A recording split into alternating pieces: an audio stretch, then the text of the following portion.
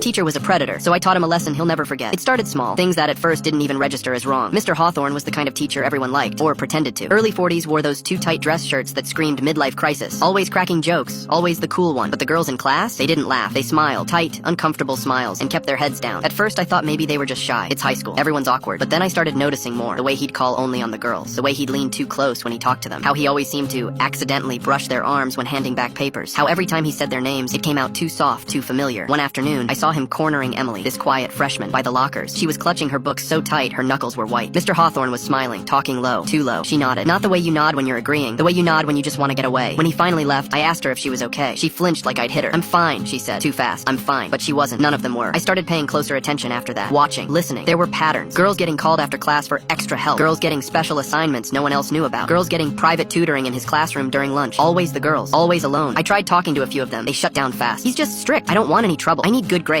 Fear. That's what it was. And when I finally, stupidly, told a teacher, they smiled politely and told me Mr. Hawthorne was a valued member of the staff. When I pushed harder, the counselor said, sometimes students misinterpret friendliness. Misinterpret number. They were covering for him. I realized two things that day. One, no one was going to save those girls. And two, if someone was going to stop him, it had to be me. But not by reporting him, not by playing fair. Mr. Hawthorne was careful. A predator wrapped in a cardigan. If I wanted to end him, I had to be smarter, darker, worse. I started small. A recorder hidden in my hoodie pocket. Nothing fancy. Just enough to catch the way Mr. Hawthorne talked to girls when he thought no one was listening. I captured hours of audio. Come by after school. We can go over it. Alone. You have so much potential. Special girls like you need special attention. You don't need to tell anyone about our meetings. Some people wouldn't understand. Enough to make your skin crawl. But I didn't stop there. I went through yearbooks, past newsletters, looked at which students he singled out, who he mentored. The pattern went back years. Different faces. Same story. Some of them had left the school. I found a few online through social media, old forums. I reached out carefully, not pushing, just offering an ear. Some ignored me, but a few responded. They told me stories. Stories worse than I imagined. Late night calls, inappropriate messages, threats when they tried to speak up. One girl, Amanda, said he told her, no one will believe you. They'll just think you're a liar who wanted attention. And he was right. When she told the administration, they labeled her emotional and quietly suggested she transfer schools, which she did. I built a file. Audio recordings, testimonies, photos of Mr. Hawthorne getting too close, touching shoulders, hands lingering too long. But I still needed more. Mr. Hawthorne wasn't just slick. He was beloved. A reputation like a bulletproof vest. If I was going to destroy him, I had to turn his own world against him. I started by playing the long game, befriending him, staying after class, asking for help, laughing at his dumb jokes. It made me sick, but it worked. He let his guard down around me, started treating me like one of his cronies, told me things he shouldn't, about parties the staff threw, where boundaries were different, where things happened and stayed quiet. He bragged about it, smirked like the king of a castle built on fear. And that's when I set the trap. Mr. Hawthorne loved technology, thought he was a genius because he used an iPad in class, so I gave him one. A second-hand iPad, jailbroken, loaded with hidden spyware, looked brand new. I accidentally left it in his classroom after a tutoring session. He found it, of course, and kept it. Everything he typed, every site he visited, every photo he took, I had it, including the private folder he created, labeled innocently enough, lesson plans. Inside were photos of students. Nothing outright criminal, but disgusting, inappropriate, creepy, zoomed-in shots of girls bending over desks, photos of girls eating lunch,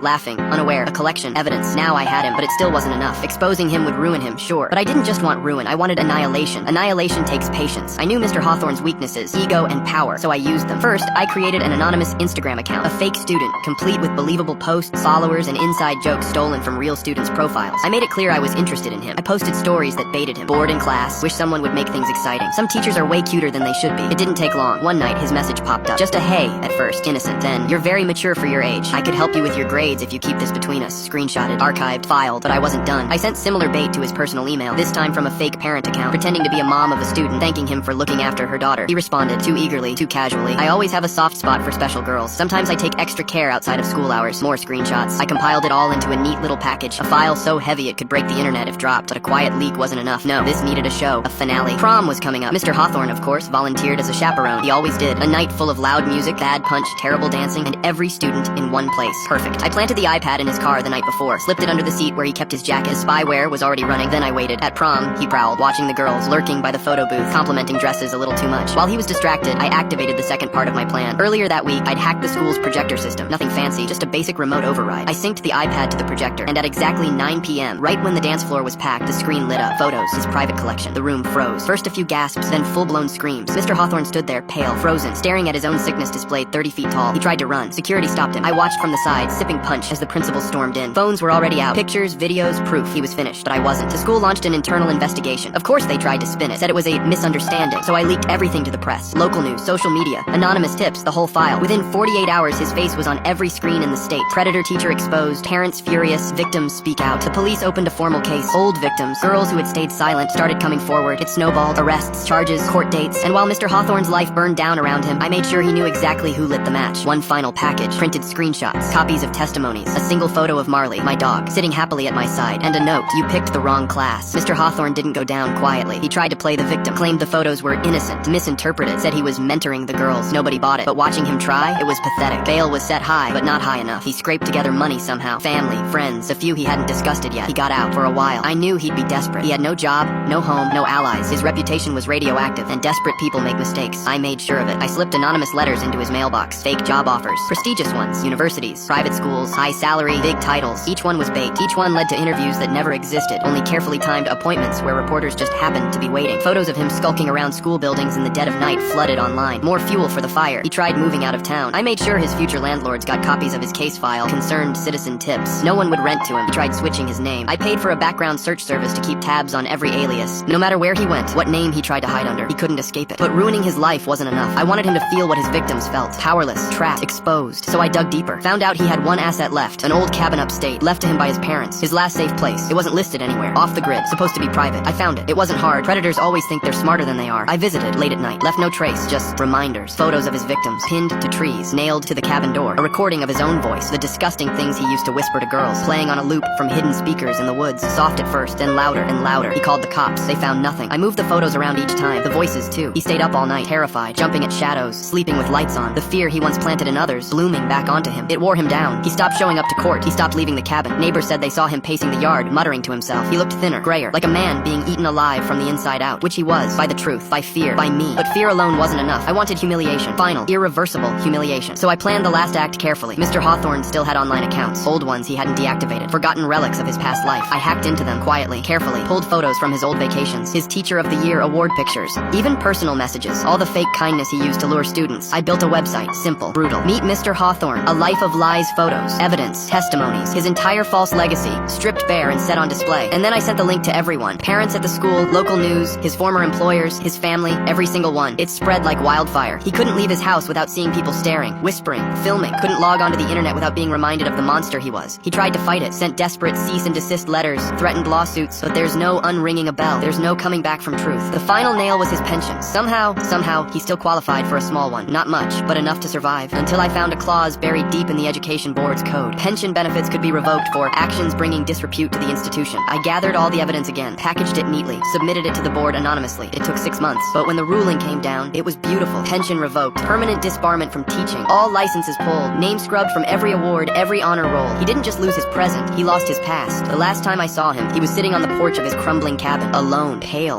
thin, a husk of the arrogant man who once thought he was untouchable. I didn't say anything. I just watched him for a while, let him feel it, the weight of every life he ruined pressing back on him. And then I turned and walked away. Because the truth is, monsters don't need cages, they need mirrors.